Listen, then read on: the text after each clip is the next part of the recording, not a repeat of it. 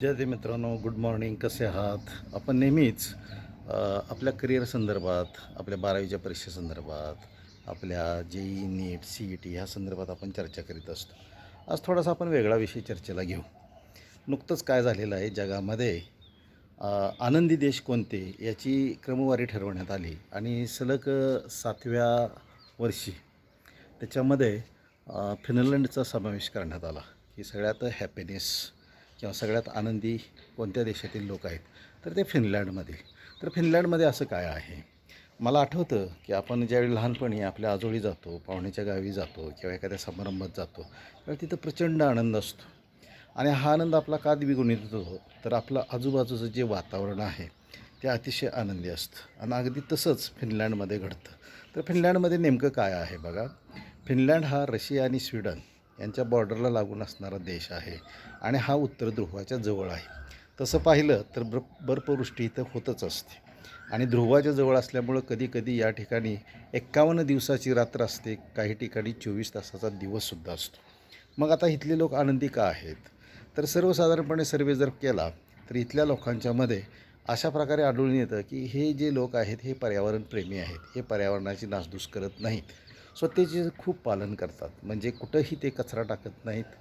रस्त्यावर कचऱ्याच्या वेगवेगळ्या सजवलेल्या कुंड्या असतात. तिथली पालिका जी आहे ती हा कचरा दररोज काय करत असते, तिथं टाकत असते. त्याच्यानंतर रस्त्यावर अजिबात गोंगाट नसतो. तुम्हाला रस्ता क्रॉस करायचा असेल तर तिथले लोक वाहतुकीचे नियम पाळतात.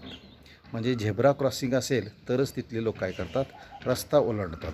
आता रस्ता ओलांडताना समजा जर झेब्रा क्रॉसिंग लांब असेल तर ते तिथपर्यंत चालत जातात आणि झेब्रा क्रॉसिंगवर जर एखादा पादचारी चालत असेल तर तिथली वाहनं, आपली वाहनं काय करतात, थांबवतात.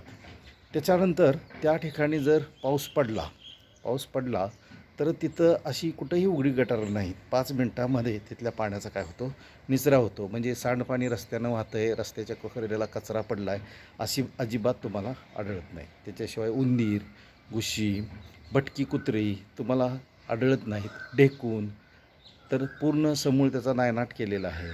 आणि जर एकंदरीत निसर्गाचा विचार केला तर इथं हा जो देश आहे, या देशाच्या सभोवताली जवळजवळ 1,87,000 बेटं आहेत. म्हणजे निसर्गाशी जवळीक साधणारी ही लोकं आहेत, पर्यावरणाचा खूप काळजी घेतात. आणि इथला क्राईम रेट आहे तो खूप 0% जवळजवळ म्हटला तरी चालेल. याचं कारण असं की समजा इथं जर तुम्ही बाजारामध्ये तुमचं पाऊच किंवा पॉकेट हरवलं तर तिथं परत मिळण्याचं ती 100% पॉसिबिलिटी आहे.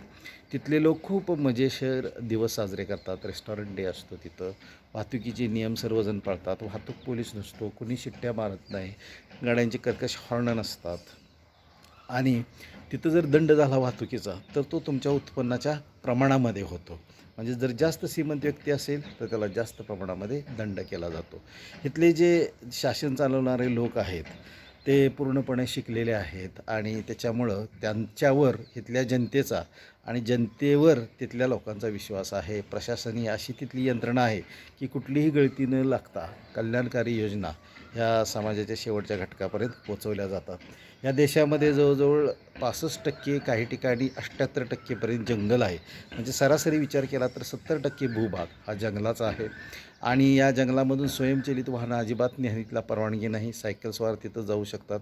रस्त्याला सुद्धा सायकल चालवणाऱ्यांची संख्या खूप मोठी असून त्यांच्यासाठी ट्रॅक असतात आणि त्या ट्रॅकमध्ये कुणीही आपली 4 व्हीलर घालत नाही. त्या लोकांना तिथल्या राष्ट्राचा, स्वतःच्या भाषेचा खूप अभिमान आहे. इंग्रजी बोलत नाहीत असं नाही, कोण बोलला तरच ते बोलतात. आणि तिथं एक सामाजिक समता आहे. म्हणजे स्वच्छता कामगार असेल, हॉटेलमधला वेटर असेल किंवा टेबल पुसणारा कर्मचारी असेल, त्यालासुद्धा त्या ठिकाणी प्रतिष्ठा दिली जाते. आणि तिथली प्रतिष्ठा अशी मोजली जात नाही. समजा एखाद्या कंपनीच्या जवळ जर मोठा अधिकारी असेल राहत तर तो सायकलवरून येतो आणि कनिष्ठ पदावर असणारा जर दूरवर राहत असेल तर तो गाडीवरून येतो. आणि अशा प्रकारे तिथं एक प्रकारचं सामाजिक समतेचं, विश्वासाचं आणि तिथल्या लोकांचं जे नेचर आहे ते अत्यंत हेल्पिंग आहे. हे लोक एकमेकाला काय करतात, खूप मदत करत असतात. आणि तिथली जी एज्युकेशन सिस्टीम आहे ती जगामध्ये सर्वोच्च समजली जाते. तिथली जी आरोग्य व्यवस्था आहे, शिक्षण व्यवस्था आहे, ही सार्वजनिक आणि जवळपास मोफत असल्यामुळं लोकांना कसल्याही प्रकारचं टेन्शन राहत नाही.